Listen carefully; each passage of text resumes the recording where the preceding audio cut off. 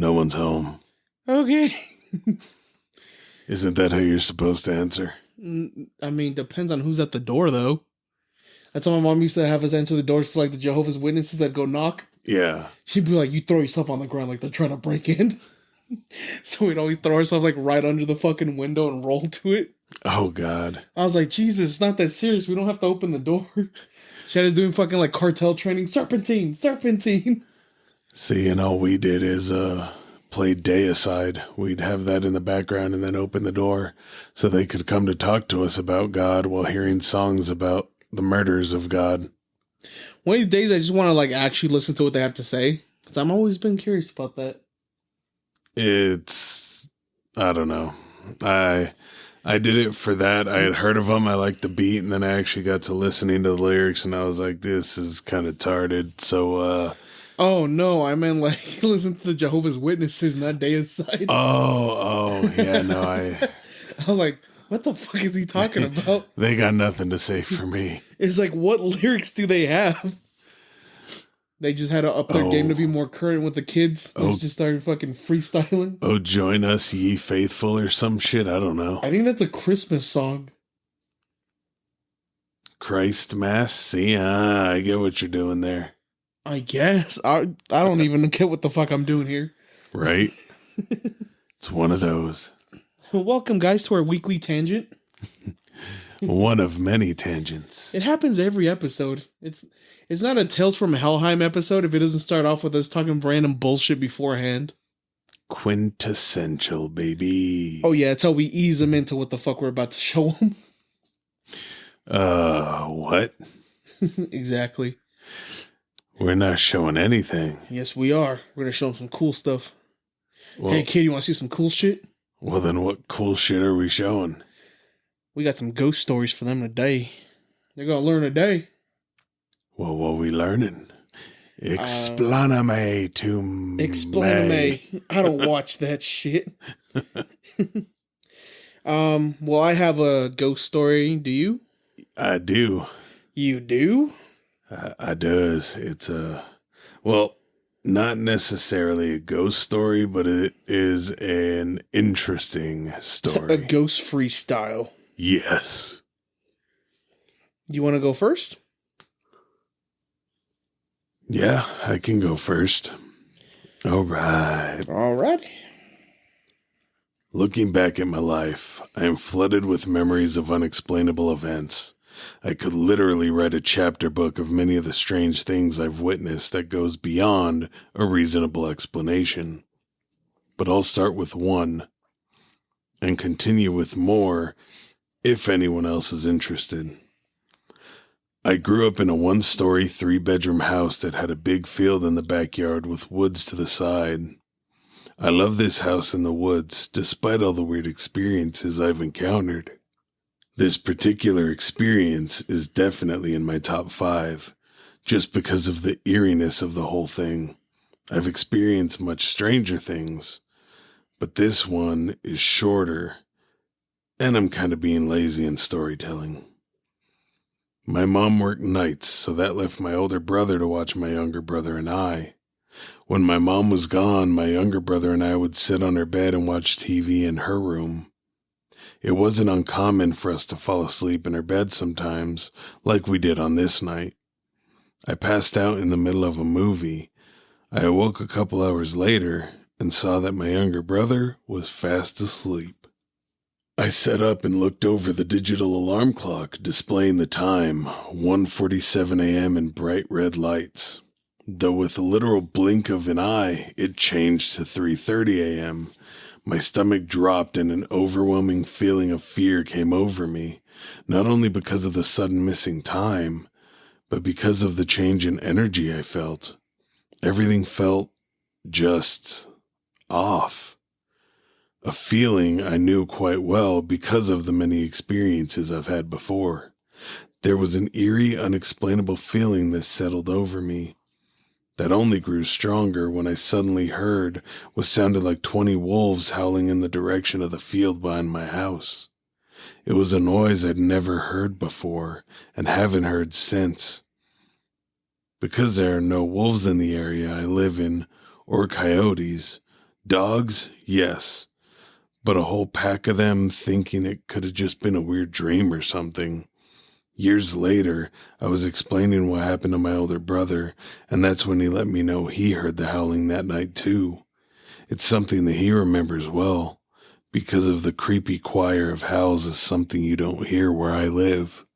Damn. Right? Well, fuck that story all the way. I don't want to drive home today.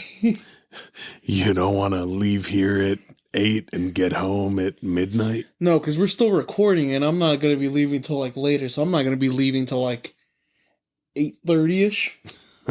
Shit. It's possible. And it's a long drive in just the fucking desert. Fuck, why do I do this every time? From now on, we're recording these shits in the morning. Right. Well then, let's see what terrifyingness you have.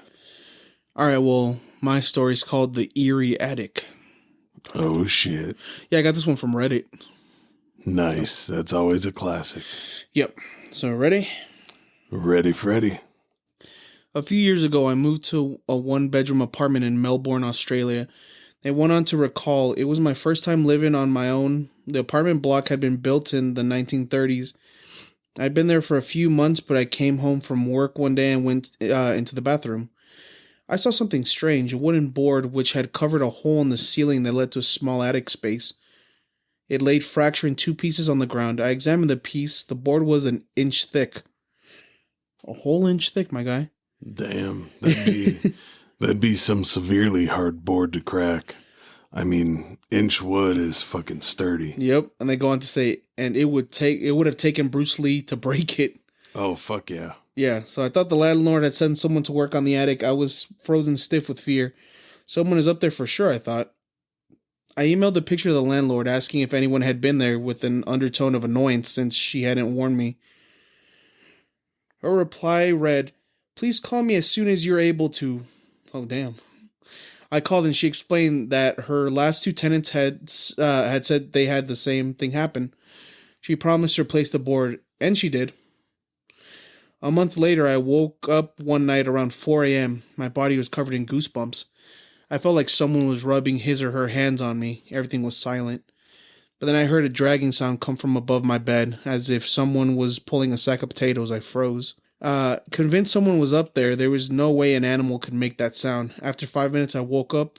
After 5 minutes, I worked up the courage to turn on the light, armed myself with a cricket bat, and walked into the bathroom. That's when I saw the new board covering the hole was broken in two. I felt sick. The dragging sound had stopped, but I heard something else. Whispering. The sound was cleared and coming from the attic. It sounded like a children's voice. And I could hear one sentence repeat over and over. "It's your turn. It's your turn." I switched on every light in the apartment to make things feel normal. It was 5 a.m. and dark outside. I watched TV and tried to unwind, and then a fuse blew. My pet budgie Dexter, whom I kept in the kitchen, usually never made a sound at night, but he started squawking like he was being strangled. Oh, Jesus. I'd never heard him make these sort of noises. He was screaming. I grabbed my car keys, ran outside and sat in my car and waited there until the sun came up. When I saw people walking their dogs, this comforted me enough to go back in. The front door was open, but I figured I might have forgotten to close it when I ran out. I went to the kitchen to check on Dexter, but he wasn't in his cage. I felt sick again. All my windows were closed, so I looked everywhere inside. When I walked to the bathroom, I heard splashing. Dexter was half drowned in the toilet. I took him out, washed him, and dried him. I was also confused. At 8 a.m., I called the landlord and gave her a watered-down version of the night. "Oh, wow, you heard the whispering too," she said. I stayed in the apartment for another 18 months. I heard the whispering on a few occasions, and twice the boards covering the hole in the ceiling moved. Although I live elsewhere now, the landlord recently called. She said the new tenants had begged to speak with me about some of the stuff that's been going on there. Forget it, that's their problem now. Right, yeah, that's Yeah, that's... The board break is the scary part. Yeah, like, the board hearing break... voices and shit isn't bad, but... Yeah, that board But it's little break. kid voices, though. To that, I'd say, like, do like research on the fucking house to see if, like, they had, like, dead kids die in there, like, missing children. Because if it's coming from the hole that's in, like, in the attic... Yeah. What if they, like, killed the kids, they hid the bodies in there? I mean, yeah, they could have kids' bodies, people's bodies. Fucking, Yeah. they could have done a lot of weird shit. But seeing that, like, it attacked the little bird, that's fucking crazy, though. Like, it's not a nice spirit. Oh, no, not at all. Especially if it's going for a bird. Oh, yeah, I mean, I'd get it if it was a pigeon, but no one has a pet pigeon. It's a budgie. Yeah, whatever the fuck that is. It's a little bird. But that's crazy, though. That's my theory, at least. Well, that's my second theory. My first theory is it's a demon. Yeah. It's no such thing as ghost children, just demons. Well, I don't even think it's that. I think it would just be a full-fledged demon mimicking a child's voice. So it's, you're more comfortable about going in there and seeing what they mean. It's your turn. Yeah, it's your turn. Like, don't fucking go near that hole. Now imagine if somehow the person that lost time was going and visiting them in some sort of weird spiritual way. What the fuck? That's crazy. You never know, man. There's a lot of stuff we don't know when it comes to the paranormal and all that kind of shit. I swear to God, dude, if I moved into like a fucking place and then all that shit started happening, the landlord's like, oh, you're hearing it too? I'd fucking throw hands with that landlord. Like, you let me move into a fucking haunted apartment? You didn't tell me shit? Yeah, like the fuck is wrong with you? That also threw me off. Like, who doesn't disclose that shit? Well, they're not going to be like, I get it. I understand they're not going to be like, oh, it's haunted. Because a lot of people will be like, oh, I don't believe in hauntings or ghosts or whatever. But there's a good amount of people that do believe in it. And it's going to harm your sales. I would like disclose him like, hey, some people say it's haunted. But I don't believe that. I just let them make their own fucking choices. But to not tell them at all? Or just be like, yeah, one day I was in here and I heard whispering, but it might have been a bad batch of weed that I smoked or some shit, Yeah. I took a bad batch of mushrooms or... Like, throw a joke in or something, but to fucking kind of lighten the mood on a fucking haunted apartment that you're about to move into. Like, give them the option to fucking move into that or not. Like, don't fucking take that away from them. Yeah, a lot of people don't have that kind of respect. Oh, that's fucking stupid. That fucking pissed me off. Because that's exactly what happened to us when we lived on that apartment over there. Yeah. That's exactly what fucking happened. Well, actually, I can't tell. Because I'm thinking it might be one of us that's haunted. Well, I mean, that's the same apartment that my cousin lived in that was haunted as fuck. Okay, then never mind then. It's the fucking apartments. Because a lot of shit happened there, dude. And it's fucking terrifying. We were just talking about this shit earlier. I was talking with your wife about this shit. If you guys have been listening for a while, I've talked about this like extensively. But for me, the scariest fucking like ghost thing still is I had walked out. It was like, I want to say like 2 a.m. I want to say around there. Yeah. And I'm like thirsty, and I was walking to like I was gonna go to the fridge, and my room, like when you walk out, it's a clear like shot of like the living room and the kitchen. You can see both. Mm-hmm. And I saw somebody like hunched over at the fucking like at the fridge. Yeah. And I was like, oh, I thought it was you. I thought you were like, because your wife used to buy like these cool like fresh fruit drinks. Oh yeah, those are fucking bomb. I thought you were drinking it like out of the gallon. I was like, all right, I thought you were hunched over drinking it. And I was like, what is this fucking crazy guy doing? And I started walking like towards it, and then like it stops, and it starts like standing up, like extending itself. Yeah. And it's like the same height as the fridge. I was like, I mean, you're like 6 something. I was like, oh, okay. And then it got taller than the fridge and started like getting like fucking almost touching the roof. I was like, oh, I'm done. Fatality. Yeah, dude, I went back in my room. I didn't fucking say anything. I didn't make a sound. I didn't fucking like try to take a picture or see what the fuck it was. I fucking went, I locked my door, and I turned my TV and my Xbox on, and I was just watching movies till like maybe 4 or 5 in the morning, and then I fucking just crashed out. I was fucking terrified. Yeah, it definitely sounds like it. Like I said, I never experienced anything weird there. Dude, I have a lot of shit. I got something on video too. I remember I was watching a movie and I was alone in the house. And I was looking at the door, like the light that comes through the door. And it looked like somebody's like fucking walking, like just pacing back and forth. And I have a recording of that shit too. Oh, nice. I'll show you at some point. I think you've shown me that one. I'm just watching a movie and this was like midday, which is fucking the worst when it happens during the day. Yeah. Because you expect shit at night. You're like, oh, I'm safe during the day. Nope. Whatever was in that apartment did not give a fuck. Because didn't it terrify your daughter too at some point?